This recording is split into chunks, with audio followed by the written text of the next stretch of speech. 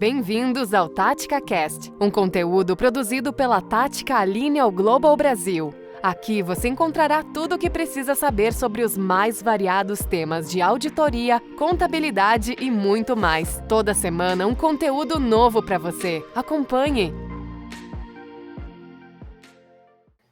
Olá, estamos de volta com o nosso Tática Cast. Eu sou a Alessandra, gestora das mídias sociais da Tática, e hoje a gente está aqui para falar de um tema bem técnico, um tema contábil, e quem está com a gente é o nosso sócio Jackson Martins, que é fera nesse tema. A gente vai falar hoje sobre o CPC 27, que trata do ativo imobilizado, sobre as práticas contábeis relacionadas a esse CPC. Jackson, seja muito bem-vindo. Obrigada aí por aceitar nosso convite para falar do tema.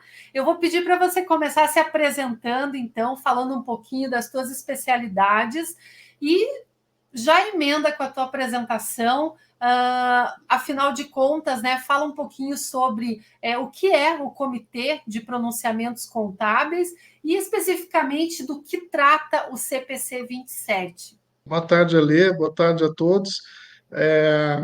Primeiramente, uma satisfação estar aqui conversando com você, poder compartilhar um pouquinho, né, das informações sobre o CPC. Me apresentando, sou Jackson Martins, sou engenheiro eletricista de formação, mas já estou aí há praticamente 20 anos, já indo para o 20º ano no ano que vem, né, nessa linha de serviços voltados ao controle e avaliação do ativo imobilizado, né.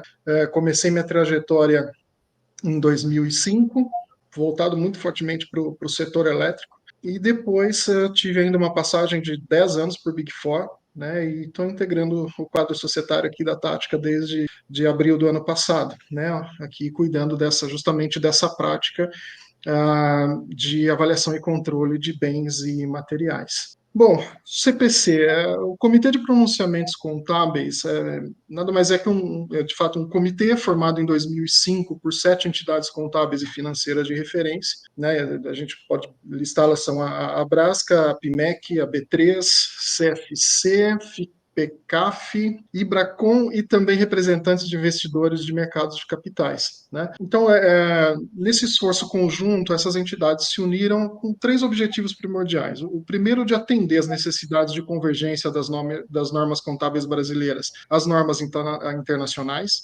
depois centralizar procedimentos para emissão de normas, né, das normas contábeis, e por último, né, justamente fomentar um ambiente mais colaborativo para a produção de informações contábeis. Nesse aspecto, ela sempre chama, né, à mesa de discussões também representantes do governo federal, outras entidades geradoras de dados contábeis, auditores, acadêmicos e dos próprios usuários das informações, né? Então, cria-se esse ambiente mais colaborativo e participativo de todos os interessados aí na divulgação e registro dessas demonstrações, né? Bom, o que eu acho importante também comentar a respeito do CPC, né, que além da emissão desses pronunciamentos técnicos, eles também fazem emissão de instruções de trabalho, orientações, interpretações, comunicados. Sempre que necessário, o comitê também ele se reúne em comissões e grupos de trabalho quando é necessário tratar de algum assunto específico. Então, pode ser que surjam aí situações extraordinárias que requeira aí a reunião do CPC, né?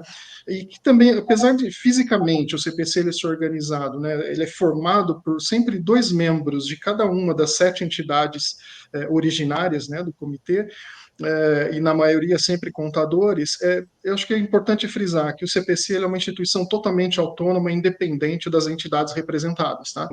E também representante de órgãos como o Banco Central do Brasil, CVM, a Secretaria de Receita Federal, SUSEP, FEBRABAN, enfim, são comumente convidados a participar também das sessões do CPC.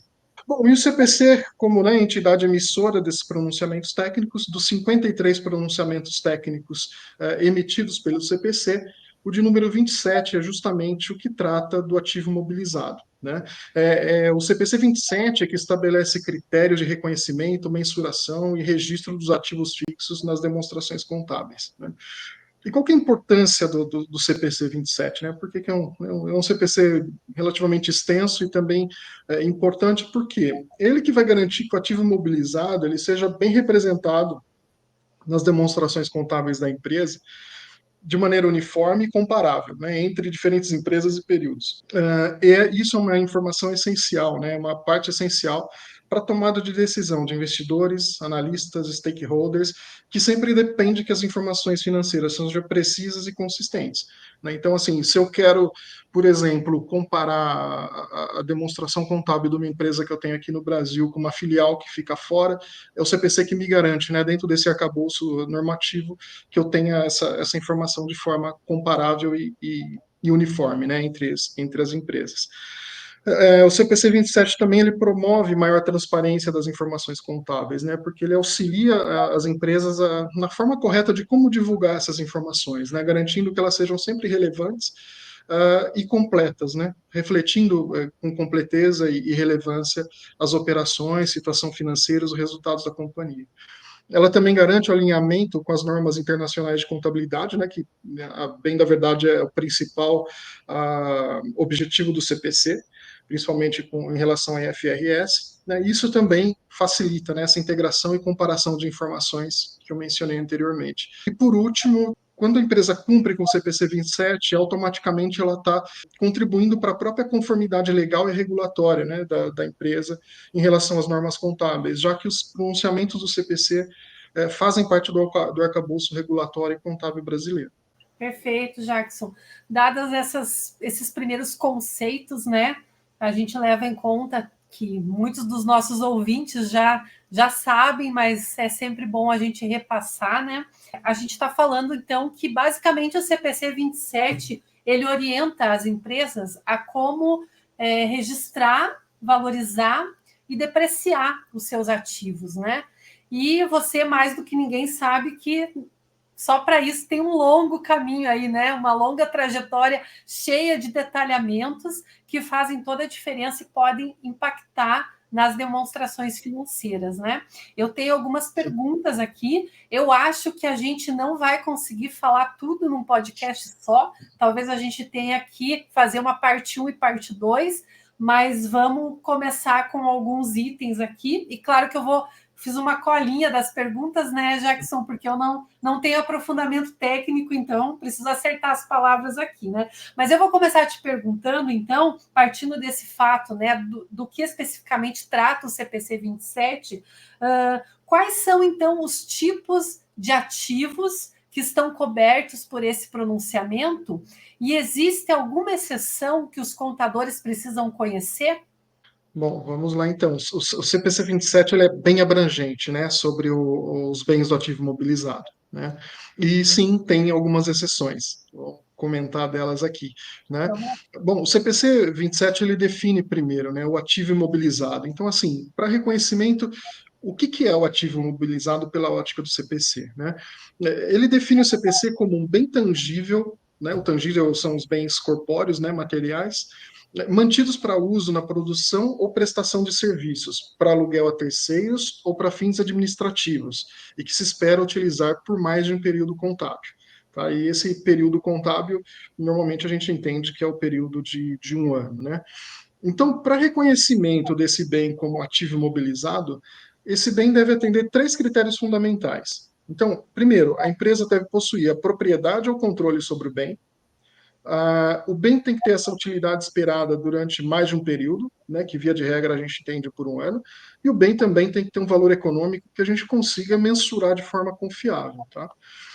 Em relação a esse valor, até 2013, a legislação fiscal determinava, né, o valor mínimo para a imobilização dos ativos de pouco mais de R$ 300, 326, se não me engano.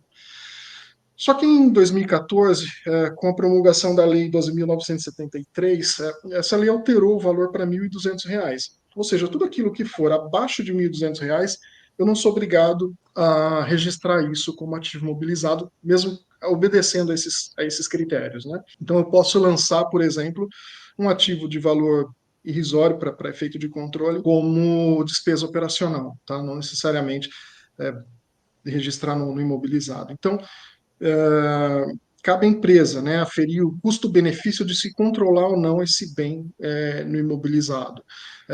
imaginando que muitas vezes a empresa ela tem ativos que são de baixo valor, mas em grande quantidade, para ela, de fato, pode ser interessante ela ter isso cadastrado, imobilizado, assim ela mantém tanto o controle físico quanto o controle contábil, né?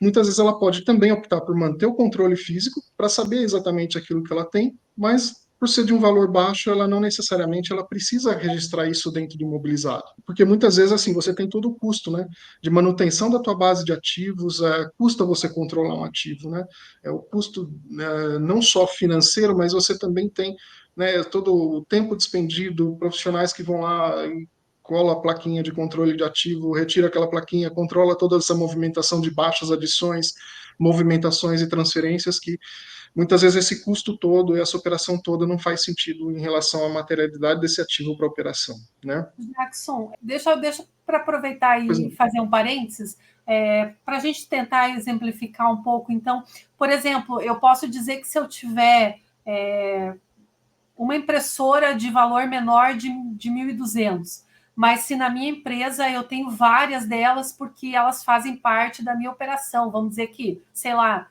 eu produzo livros, né? Então, nesse Uhum, caso, eu lanço como ativo imobilizado. sim.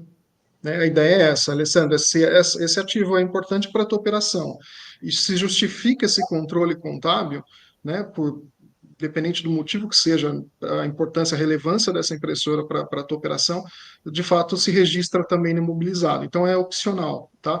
Então, e também assim, se a empresa ela tem né, vários ativos, uma gama diversa de ativos de baixo valor, ela pode também optar, né, quais ela quer trazer para dentro do imobilizado e quais ela quer despesar, tá? Não necessariamente ela precisa despesar todos abaixo de 1.200 e registrar no imobilizado, né?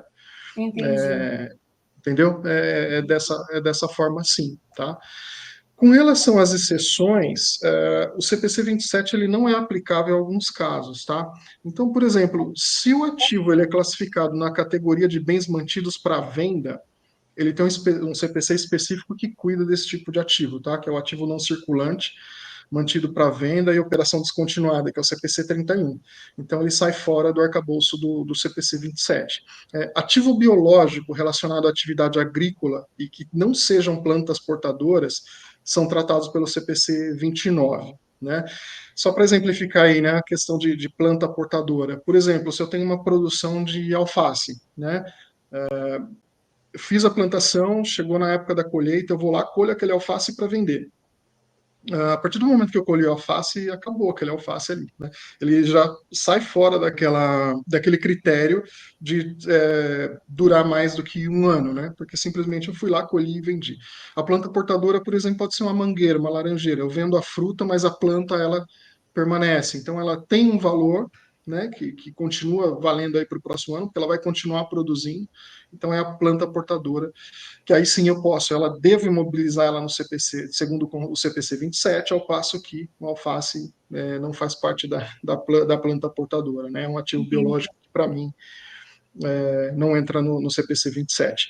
Também ativos destinados à exploração e avaliação de recursos minerais, direitos sobre jazidas e reservas minerais de petróleo, gás natural, também tem o CPC 34 que rege esse tipo de ativo, tá? Então, esses ativos de direitos, eles também não são abrangidos pelo CPC 27. Bom, Ale, apesar de existir, né, essa limitação de abrangência sobre certos ativos pelo CPC 27, é importante frisar que outros ativos que eu vou utilizar no desenvolvimento ou manutenção desses que não fazem parte do CPC 27, eles podem sim ser abrangidos pelo CPC 27, tá? Exceto aqueles de bens mantidos para venda. Todos os outros ativos que eu mantenho para desenvolver outros ativos, para produzir esses bens, eles são abrangidos pelo CPC 27, tá? Em relação às empresas, exceto as pequenas e médias empresas, né, que elas, aí sim, o CPC ele tem um CPC específico para pequenas e médias empresas, que é o CPC PME. Então, essas empresas elas podem optar pela adoção do CPC PME e não adotarem o CPC 27. Tá? Então, em relação às exceções, também tem exceção, não só, né, sobre os ativos, mas também sobre empresas. Tá? O porte da empresa também pode ser um excedente para o CPC 27. Entendi. Fica como opcional, então, isso. Sim, para as pequenas e médias empresas, sim. Entendi. Legal, já que quando a gente está falando em ativo imobilizado, a gente fala também de um ponto bem importante, que é o reconhecimento de custo. E o CPC 27 também orienta como você precifica, como você registra, muitas vezes quando é o momento certo para você registrar nas DFs, né? Então, a minha pergunta para você nesse quesito é: quais são os critérios principais que uma empresa deve seguir para reconhecer um bem como ativo imobilizado em suas DFs? Uhum. Bem, Ale, mais do que, né, dizer que ativos eu posso, né, que bens eu posso ou não registrar no ativo imobilizado, o CPC também ele diz, quando você for reconhecer esse ativo, o que deve compor o custo desse ativo, o que pode e não pode entrar na composição de valor desse bem, né?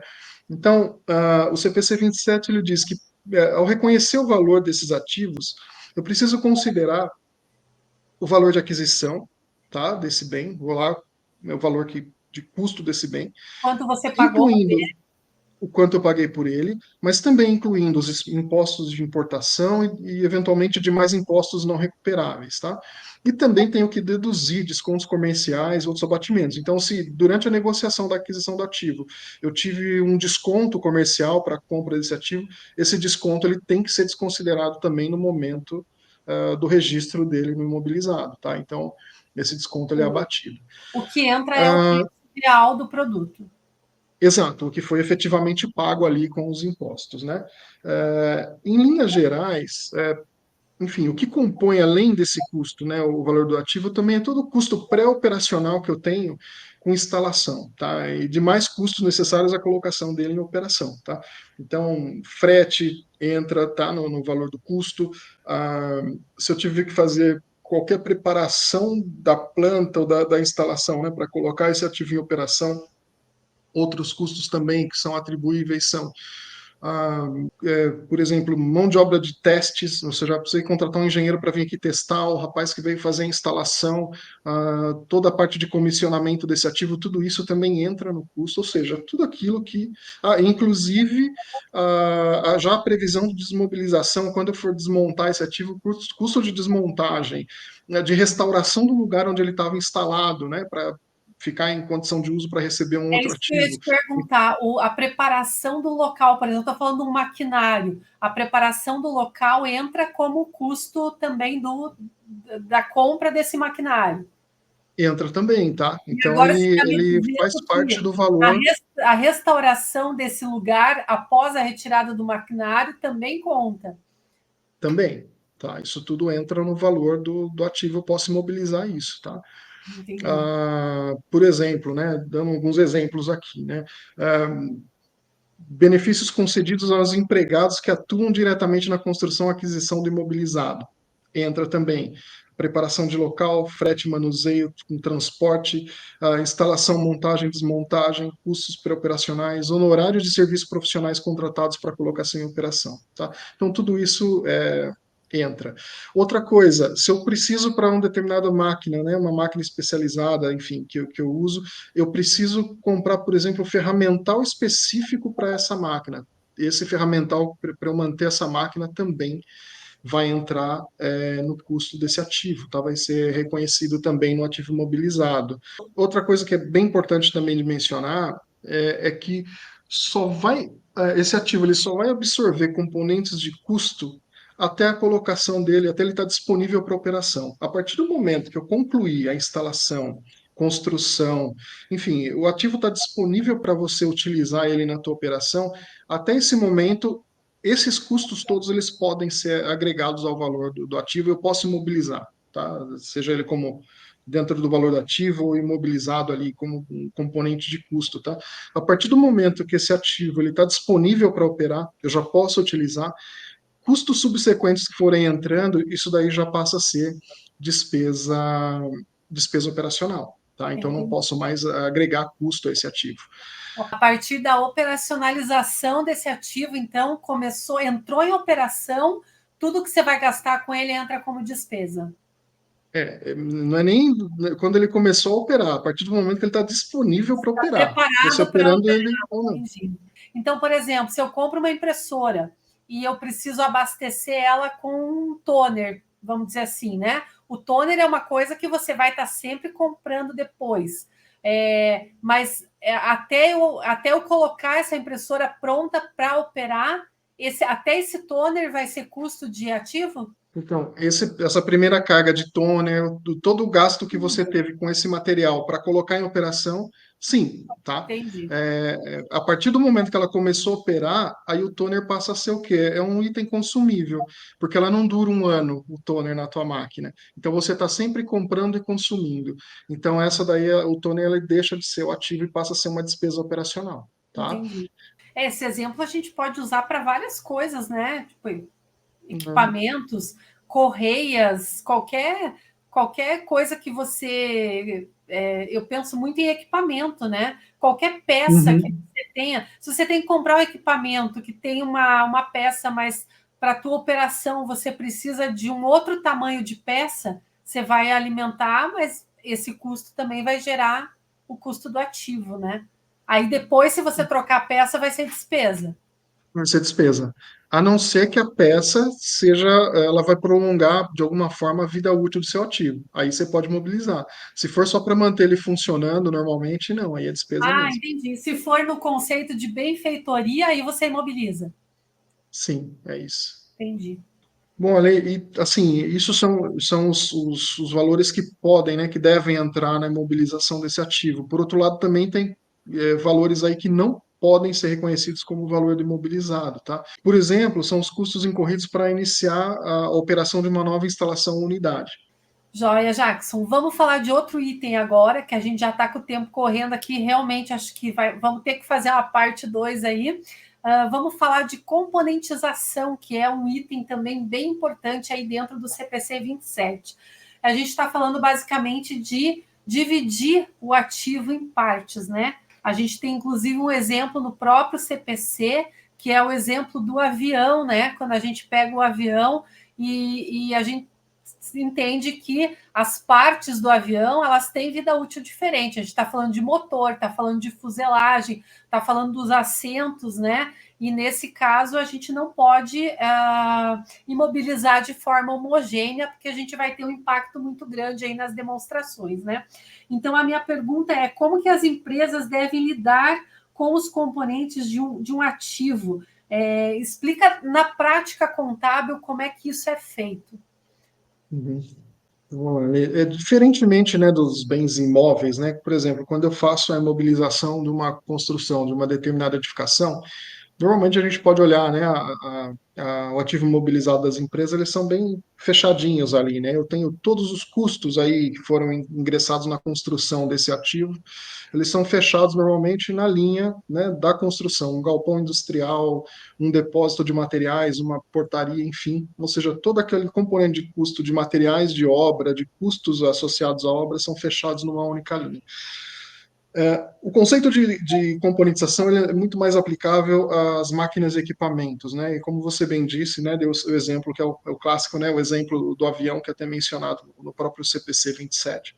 Então, assim, o CPC orienta que componentes importantes dentro do todo, né, que tenham vidas úteis distintas do bem principal, ou que precisem adotar métodos de depreciação distintos daquela utilizada no bem principal, e que tenham um valor relevante no todo, eles sejam também segregados dentro do imobilizado, ou seja, eu vou componentizar, separar ele do custo total do bem principal e fazer essa abertura dentro do imobilizado, né? A partir daí eles ficam sendo, né, continua sendo um componente desse bem, ou seja, como se eu decomposse esse avião que você deu de exemplo, justamente, né, em assentos, motores, trem de pouso, enfim. E aí aplique sim as vidas úteis e as depreciações adequadas a cada um desses itens, tá? E de que forma isso é feito na prática? E por que é uma prática interessante fazer isso? Tá? Algo que é muito comum, eu já vi acontecer, por exemplo, uma usina termoelétrica, por exemplo, né? Estava toda os geradores, todos contabilizados, muito fechados dentro da base. Quando foi feito, por exemplo, um grande retrofit, né, uma grande manutenção, que de fato é prolongar a vida útil dessa usina ao longo do tempo, enfim, e foram substituídas peças muito importantes. E quando a gente vai olhar como que é feito isso, ele estava registrado na contabilidade como o gerador. Tá? Então, um componente com custo altíssimo, né, um bem principal com custo altíssimo, sem abertura nenhuma de componentes. Então, você imagina o trabalho que foi, né, para o time de contabilidade, você juntar ali com a engenharia para começar a analisar custo e saber, olha, que peças foram substituídas, quais são aquelas peças que, de fato, prolongam a vida útil do ativo, muitas peças importadas e qual a taxa a que taxa foi adquirida esse item. Por quê? Porque ele precisa depois, na hora de fazer esse registro, essa atualização na contabilidade, baixar aqueles ativos que foram substituídos e fazer a alta contábil desses ativos novos que foram adquiridos em substituição. Então, é um trabalho muito grande você fazer essas baixas parciais, porque requer quase que um estudo aí, né, de engenharia mesmo, para você conseguir definir quais custos a gente precisa tirar e substituir dentro dessa base.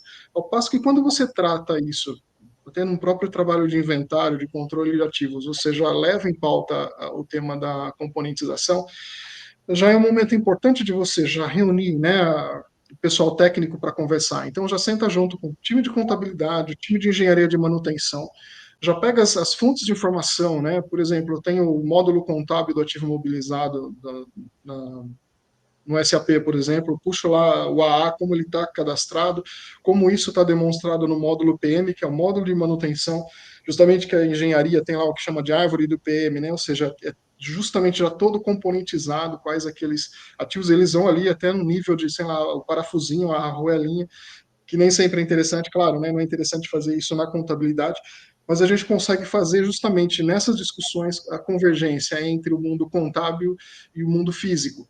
Já sentar com engenharia e contabilidade, olha, quais são aqueles equipamentos que de fato são componentes importantes, com valor relevante, que a gente já sabe que vai ter uma possibilidade grande de fazer, uma probabilidade grande de fazer substituições ao longo de toda a vida útil do bem principal.